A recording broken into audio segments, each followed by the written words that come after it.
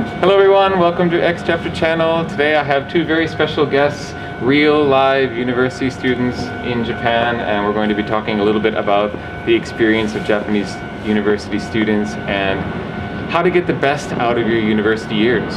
So, let's go. Yay.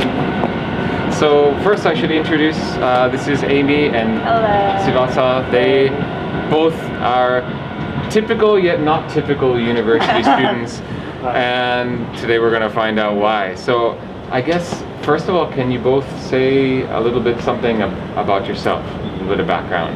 Okay. Hello, my name is Amy Watanabe, and I actually graduated university this March, and I started working at an American advertisement company since April, and I studied social linguistics. Yeah. That's about the basic information about me. Over to you. Okay, my name is Tsubasa Nishioka, and I'm fourth grade student here. And I went to study abroad in when I was in second grade for a year, and I'm back and I'm almost about to graduate. That's it. So you went abroad as a second year student, so you've Yep. been back 1 year. Mhm. Okay, and now you're a fourth year student. I'm Yep. just getting my timeline straight. And you went abroad like again and again, so Yes. hence the somewhat unusual, not I so guess. average university student. So, all right, if you're both a little bit unusual for the typical university student in Japan, how would you describe the typical university student in Japan? What's the stereotype or the average student like, or student life like? I suppose I should say. I think most of the students are consist with three elements, study in the school, do the part-time jobs, and do the club activities. And that's my opinion for a typical Japanese university student. So yeah, I would totally agree with Tsubasa. I guess a typical Japanese university student will just study and do club activity afterwards. And after that, they will work part-time somewhere, izakaya, which is a bar, or a restaurant, or even cram school. That's what I did. So you worked at a cram school. You were a Yes, teacher. I was an English teacher English teacher. for Okay. 4 years. Now you said that it's typical for university students to study. How much do university students actually study? Well, before the exam, they would definitely study. So I see a lot of students at a library before the exam period starts. So I think a lot of students put a lot of effort in studying. Okay. Yes. But I've heard the stereotype is often that it's harder to get into university than to get out of university. Yeah. How does that work? So I think entrance exam for university is hard compared to other countries. Well, that's what I think. And so I would agree with that. Yeah. At least compared to America, for sure. So you have to really study, and you have to take this one exam that everybody takes. So and then you have to take a high score in order to get to the university which you want to go. So that is the first really high wall that you bump into, and you just have to deal with it when you're a Japanese high school student. Then yeah. Did you both feel a lot of pressure when you were going through that examination period? Yeah. Yeah. Did you ever feel that kind of pressure when you were a student in university? No. No. Yeah. Okay. Yeah. So yeah, I think that's pretty good indication how difficult that exam period is. Because yeah, in the United States, you have standardized exams, but it's almost more important what your grades were in high school, what extracurriculars you did, that sort of thing, rather than the One standardized exam, tests. right. Yeah, it's not all riding on one exam. Yeah. Or you end up with something called a ronin, right? Yes, Yeah. Learning, Yeah. which is you study another year to prepare for that exam. So And Are there people who end up as Ronin forever? I know some people who did that for like 4 years or 5 years. Oh wow! In order to get into like, let's say, medical school, because since that is really hard. Right. So it's all about getting into that one university Yes. that you want to get into, because you Yes. can't just take that test and apply it to another university. It's exactly. a test for that university. Right. So does that mean that you took the test for this university specifically? Me, I changed it after that exam because I wanted to go to like a different university, but Mhm. I didn't. That school wasn't enough, so I changed it to here. Actually. Okay. For me, I didn't take that exam. I took a different path where it's called suisen, which is you will have interview and you'll write essays and several round of interviews, and then after that you will get in or you don't get in. So there's one typical way of getting in is taking the test exam, and the other way is you will do several rounds of interview and you write essays. Isn't that predicated by having like this university will have a relationship with the school that you are a high school student? That is one part of the aspects of this suisen. Okay, so how is one eligible to do it that way rather than take the test? Because most people take the test, right? Yes. So why? For me, a third year in high school, they all have to study a lot, really hard to prepare exam. But then me, I chose to go to the United States for a month during summer break for a program that was hosted by American government, so that I can go to the States for free, basically. They invited me and other girls to go to America and study and learn about women and entrepreneurship and empowerment and everything. Okay. So I wanted to join that, so I didn't have time to study or prepare for this huge exam. And I was really confident about my presentation skills and writing skilled essays. So I just took that path to just use my strength to get into university. Is that unusual? Like, do you feel like most students will look at I have to write and do some interviews and I'll just study for the test? Most of the high school student would choose exam over interviews, I think, because you don't have enough time to prepare interviews, or you don't have enough time to prepare to write essays or practice essays, rather than like studying hard for a year or two to prepare for one big exam. I suppose the high school the program is geared so that to help you for the exam, not for the interviews, etc. That makes sense. So you went off to America. Did you do a study abroad before coming to university at any time in high school? Just like a one. University campus. Yep. That happens. Yep. Like once I went to like United States for a week, but I didn't like study abroad for like 1 month or a year. Okay, so it's like a vacation. Yeah, kind of. Yeah. So you've gotten to university, and then what? Was it always your intention that you were going to work at an izakaya and study and join a club activity, or like what happened for you to sort of take this more unusual path as a university student?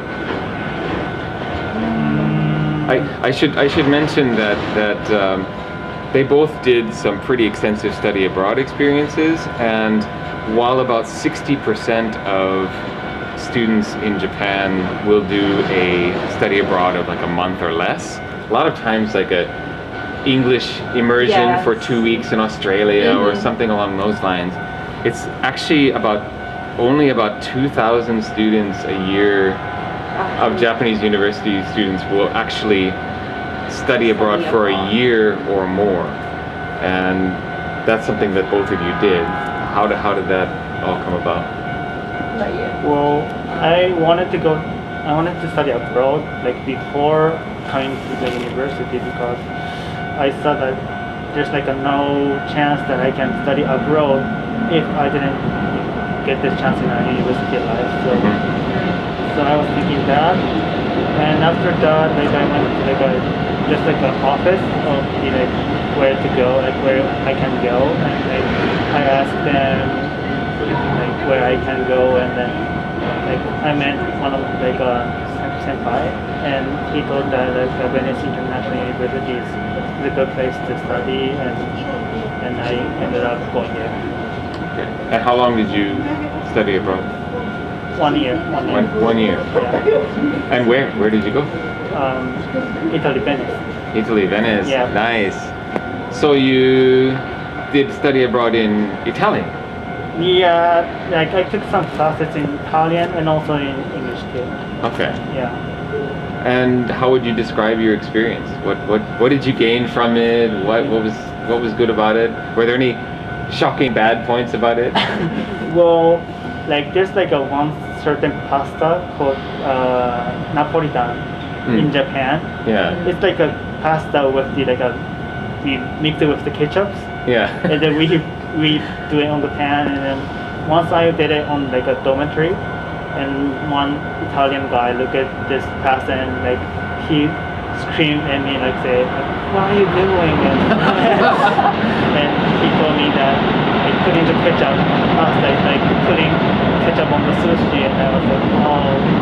And after that, I started to use like another like a sauce and like learn a lot of Italian cuisine. So it was like a fun experience. So you can cook Italian food now.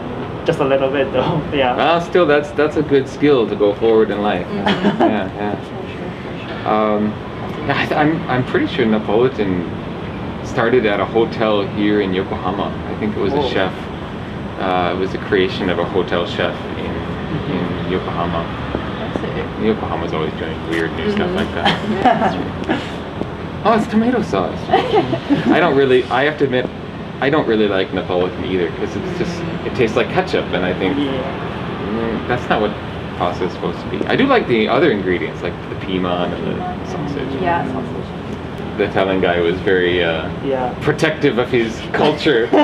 Just like, I don't know, how do you feel if you go to an American sushi restaurant and they've got like, crazy ingredients? Yeah, there's a California. Yeah. Well, they get way weirder than that. Right? So how about in your case? Did you spend more time abroad than you spent here? Because I almost get the feeling that you did. Yeah. Well, I travel a lot during my university days, and even though I didn't do a studying abroad, but then I did an internship abroad, and also. Where did you do that internship? I did in London, actually, for about a week or two.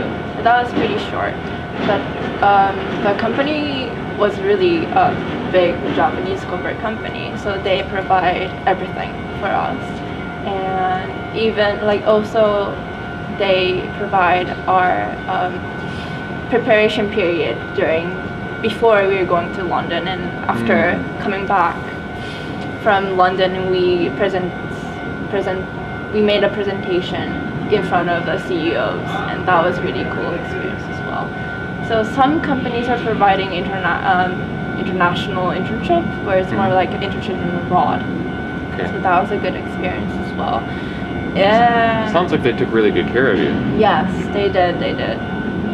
Since I think that was. Was there an effort that they were going to try to recruit you to stay in their company? Yes, then? yes, they did. Okay. And it didn't work. Nah. I kindly declined. Okay. So was that your first going abroad while you were a student here?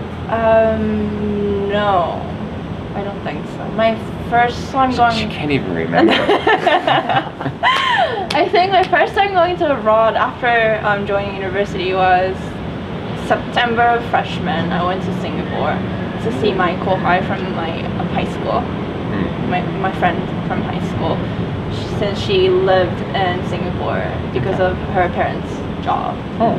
So I just visited her, and I just started that traveling phase of my life for 3 or 4 years while attending here. So Singapore, London, where else? Singapore, London, Paris, Sydney, Gold Coast. Where else?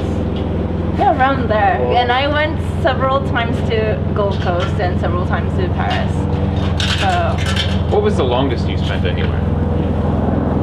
longest spent anywhere. I think that was actually a month in the States while I was in high school. So that was not during my university life. Oh. Yes, just a month. Now we have Hello. military helicopters, trains, helicopters. So yeah, I've never spent longer than a month in another country. But if you tallied up all of the time you spent out of Japan, like, I mean, how many stamps, how many pages in your passport have you gone through?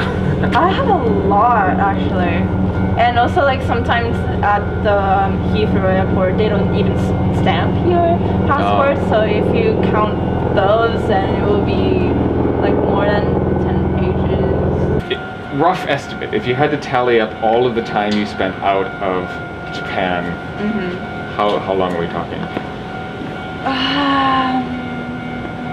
I would say maybe like 8 months. 8 months.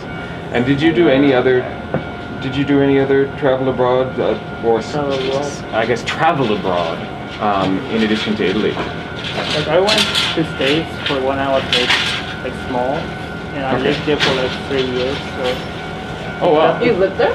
yeah, just for 3 years. Oh, You didn't know? Like when I was like so young, Do you remember it? just a little bit. Yeah. But other than Italy, in your university days, you didn't travel anywhere else? No, I went to What's it called? yeah, not Toronto, Vancouver. Oh, Vancouver. It's the same place. It is. Sorry, My Canadians. bad, Canadians. Sorry, Canadians.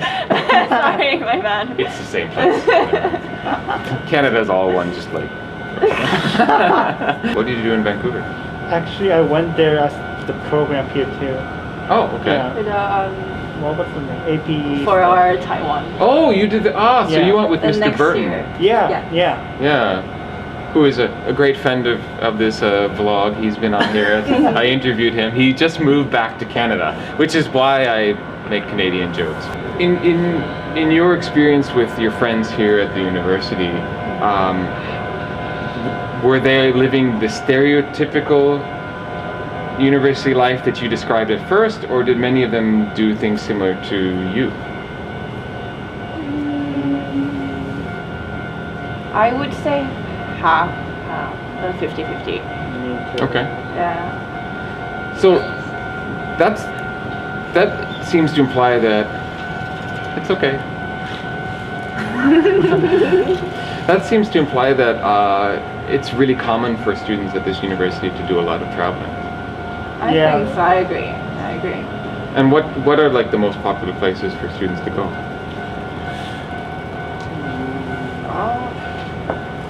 Or when do most students do their traveling? Like, is it as a school program, or do most students do their traveling during the vacations? I think vacation. Yeah. Vacation, okay. During vacations. And what are common places to go during the vacations?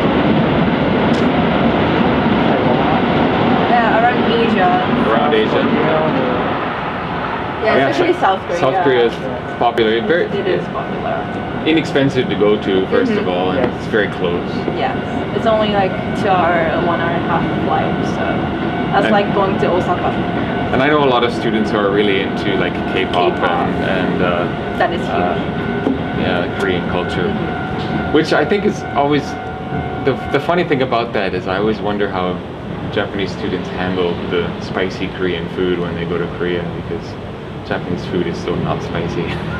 But a lot of Right. students actually like Korean food, and Yeah? some people really love spicy food, so they actually enjoy it. But some people don't. I'm suspicious of that because I went to Singapore with a group of students and several of them said, "Oh, I like spicy food," and when they tried to eat Malaysian food, they're like, "I can't." Really? Yeah, they couldn't do it. I'm like, "You lied! You said you could do spicy." So, oh well. But I feel like it's like since there's a town called Shin-Okubo is in Tokyo, where Yeah. it's like a small Korean town in Tokyo. So it's more like familiar to Mhm. Korean food and Korean Sure. culture. So they know the taste of what like what Korean food tastes like. Yeah, So, yeah, that's true. Well, and even That's here fun. in Yokohama, if you go to like the Kannai Hinodecho area, there's Korean Mhm. restaurants over there, Mhm. and you can get authentic, like Yes. it's actual Korean owners. Yes, that's true. That's true. So if you come to this university, Because I haven't really traveled among Asia yet, Mhm. Me too. so I would love to go to travel around. so another place where they're unusual, like they just said a lot of people go to the Asian countries that are popular, and they're like, but we haven't gone. So Italy, Europe, Oops. America, Canada. Yeah. Have you traveled anywhere in Asia? No. Like you mentioned Singapore, and and we went to Taiwan. on the program. Yes. So And also Korea. that's 4 years ago now. yeah. 4 years ago. Oh my so God. she Yeah. was one of my students on a trip that I led to Taiwan. Taiwan.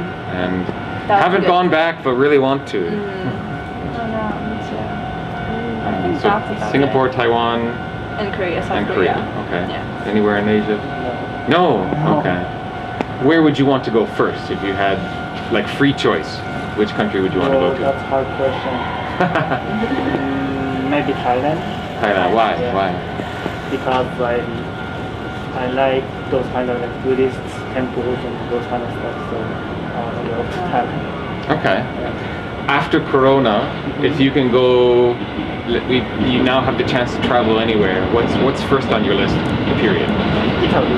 Italy. I want to go back. Yeah. I don't blame you. Yeah, yeah. That's my most recent travel too, and I'd go back in a heartbeat. Yeah. How about you? After Corona, you have free reign to choose somewhere. Where do you go? That is so tough. I think I would stop by around Taiwan or Hong Kong or those area first, and then I'll go to Europe. So I'll make Okay. it 2 stops. Yeah. Stepping stone. Yes. Okay. So I have to ask. I think we've established you spent a lot of time, both of you, out of Japan and out of the university while you were university students. Was that in any way a problem for your university studies? Like, did you ever have to catch up, or how easily did your study abroad in Italy? Like, did you get enough credits for as a student here? How did that? Well, the credit I got in Italy, I can like change it to the one that held in here, so I didn't, need to catch up with that. So Okay, you could transfer it. yeah, Okay. because I used good. the program here. So Official program. Yeah. Right. How many official programs does this university have? well, I'm not sure how Well, much. the ones that would be a full year. I'm not sure how much, but like there's like more than 10, I guess. 10. And 20, Yeah. I guess. There are a lot of programs in Europe. Okay. And how many students actually do that, would you think? Like, were there other students in your university in Venice at the same time? Like Well- from YCU? From YCU, 3, with 5 students went. There are 5. Yeah. And you all ate Napolitan together? Yeah. Yeah, I think there will be like more than maybe around 20 people go abroad, like for a year, Mhm. every year I think. Okay. About roughly. Yeah. Roughly. And did you typically travel with other students, or did you go by yourself? I always go by myself. Okay. Tell us about that. What's that all about? You don't get along with anyone when you travel? No, I personally really like traveling alone, and also I always stay at my friend's place, so it's not easy to ask my friend is it okay to bring my friend, which you don't know. Yeah. That is yeah. a little bit weird. Awkward. Awkward, weird. So, yeah, so those two elements are weird. So you only travel to countries where you have friends? Yes. Okay. All right. And how have you met all of these friends in so many varied places? Let's see. Some of them were from my same high school, and some of them were we went to same summer program that was held during my high school days or middle school days. Okay. So I get to visit them again after graduating high school. So making a lot of varied friends was very beneficial for your Yes. travel plan ability. Yes. All right. Free accommodations always. Great. Did you do a lot of travel while you were there? Did you mostly stay in Venice? Well, I travel a lot actually. Nice. When Did you travel out of Italy too? Go to any other countries? Yep. Where'd you go? I went to like Croatia and like those kind of country nearby. Okay. Yeah. Nice. What's Croatia like? I've never been there. Well, beautiful oceans Uh-huh. and there's like some kind of like what is called historical buildings, and like I get to. It's influenced by like kind of Islamic cultures and like Italian Christian cultures are kind of mixed, and it's great place to visit. Is the food similar to Italian food or completely different? Well, yeah, some like in the north part of the Croatia, it's influenced by Italian cuisine, so it's more like Italian kind of things. But like the south part, it's kind of it's hard to explain, but there's like some certain Croatian food, but it's hard to explain what it tastes like. You're just going to have to make it for us. Okay, sometime, yeah. That's good. Yeah, That's good. something, yeah. Did you manage to become friends with the Napolitan guy that that yelled at you? Yeah. Are you okay? We're big friends. I mean, we're best friends. You mended the relationship after the After that, after the pasta falling out. yeah. He teach me like this is a real Italian cuisine, and he started to like teach me the pasta and risotto and all that kind of stuff. So Like the things I did during my university life, I participated in this English presentation contest. That was a really big thing for me. So, and also that was in English. Yeah. So. Well, and you're the example of someone who took on like really perfecting your English ability without having lived abroad or studied abroad. Yeah.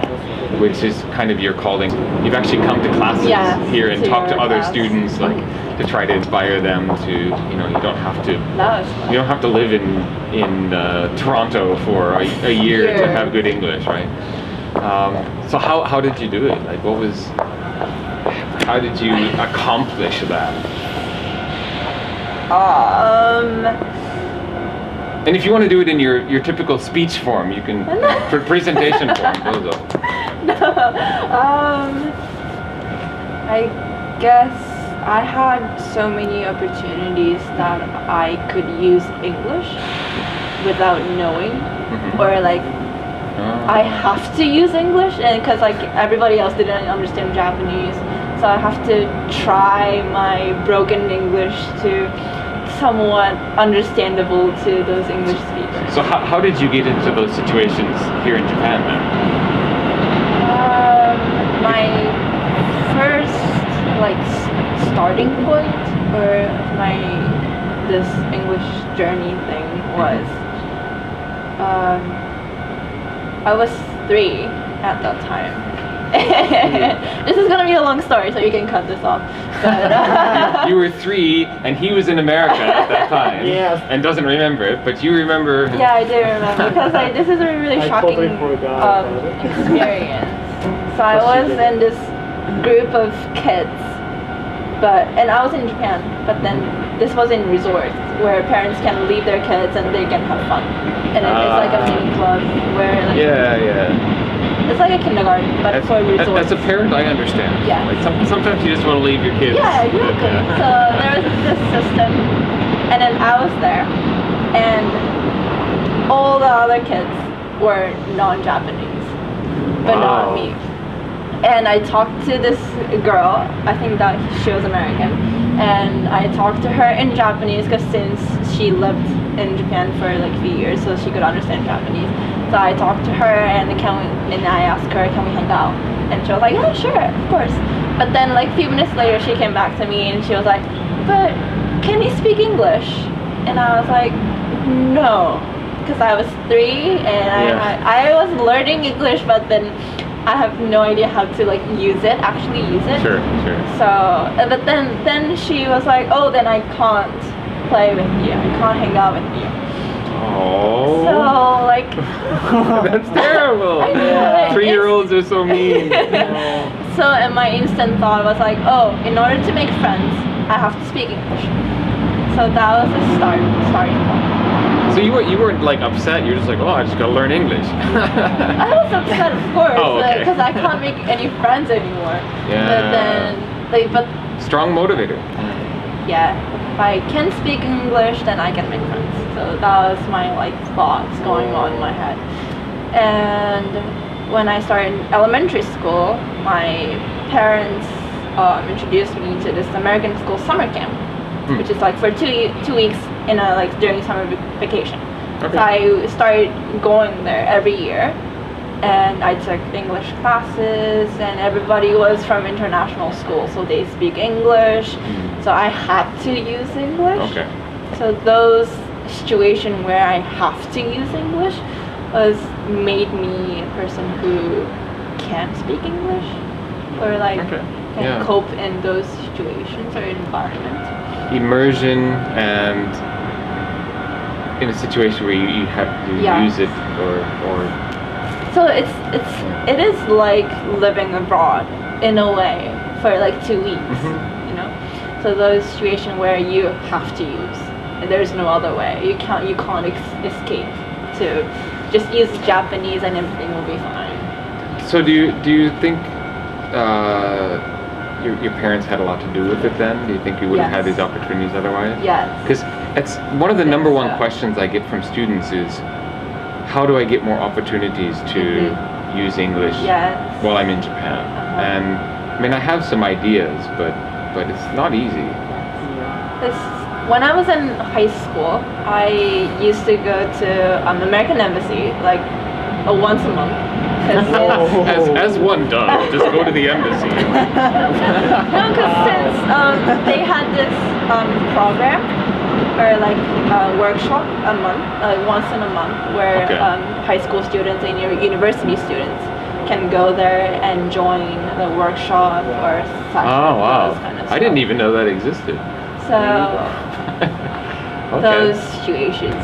So you can find one actually if you really wanted to create those situations, I think. Well, and I think that's definitely a good thing about Japan is that there really are, if you look for them, there really are a lot Yes. of opportunities like that. And I mean, it's especially, well, not now with Corona going on, but even with the tourist boom happening in Japan, I've known some people who have joined like Tokyo bus tour in English. So they're the only Japanese person on the bus. It's all all Americans on the bus and them, and the bus guide is doing everything in English, and English. they're talking to the bus people in English. Yes. So there's Those situations. those kinds of things you yes. can create, like if you are creative and look for those Yes. possible situations. And I'm sure that can be set to any other languages as well. If Sure. you're learning Korean, French, Italian, what language, whatever. Have you managed to keep up your Italian in Japan somehow? No. No. Oh no. Well, I mean, as she said, if you can speak English Yeah. and you can cook Italian food, you're going to make lots of friends. Right. sure. Right. So we're losing the light here, so I want to finish with one last question. If there was some students coming from abroad to study at a Japanese university, or future Japanese university students, what would be the kind of like best advice you would offer to them to have their best university life? I think for Japanese students who are start to enroll this university is, first of all, you make friends where you can share your passion, or you can share what you think, like real thoughts, like not fake thoughts but real thoughts, and you can be really honest, so that you can create your opportunity by talking to them or talking to a professor or like teachers at your university. And so that asking questions and talking to other people, maybe they have some ideas as well. So make friends. I think that's the first step. And look for it, look for the chances and opportunities, because I'm sure there will be plenty of opportunities out there. So for Japanese students, I would say that's my advice that I can give. Yeah. That's great. I fully agree that there's opportunities for making connections and for growth like all around you all the time. You just have to make sure you're not tunnel vision, and actually be on the lookout for those opportunities. Yes. Yeah, that's good advice. Yes. Think of something? Yeah, like I think for the Japanese student, I think they should like find something that they really like and get into it. Like for me, I like studying English and like going to travel abroad, and I like those kind of stuff. So I did a lot, and then I feel like after like looking back my 4 year university life, I feel that I managed to do it well. So for the advice, like I think you should find something that you really like and do it, and eventually you ended up you had fun and you managed to do it. So I think it's finding something you like is important. And probably the combination of those two works really well, right? Yeah, true. You make your friends and connections through things that you like. For international students who are coming here in Japan, try to make Japanese friends even if you can't speak Japanese,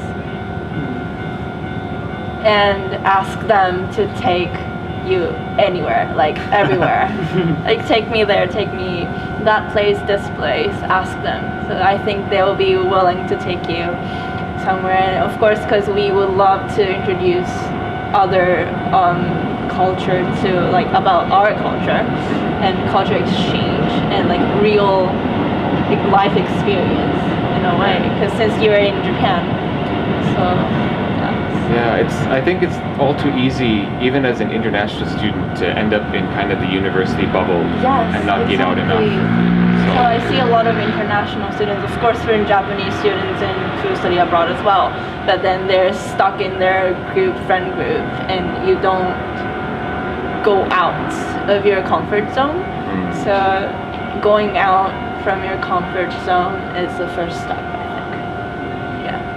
Yes. Breaking out of comfort zones. I agree. Any advice to international students that you would add? For the international student, I think like going to that is kind of similar to her opinions, but like I think know the Japanese culture and like don't hesitate to speak them will be like will improve your university life here, because most of the Japanese students are kind of shy and kind of not closed, but like not willing to speak to the student came from abroad.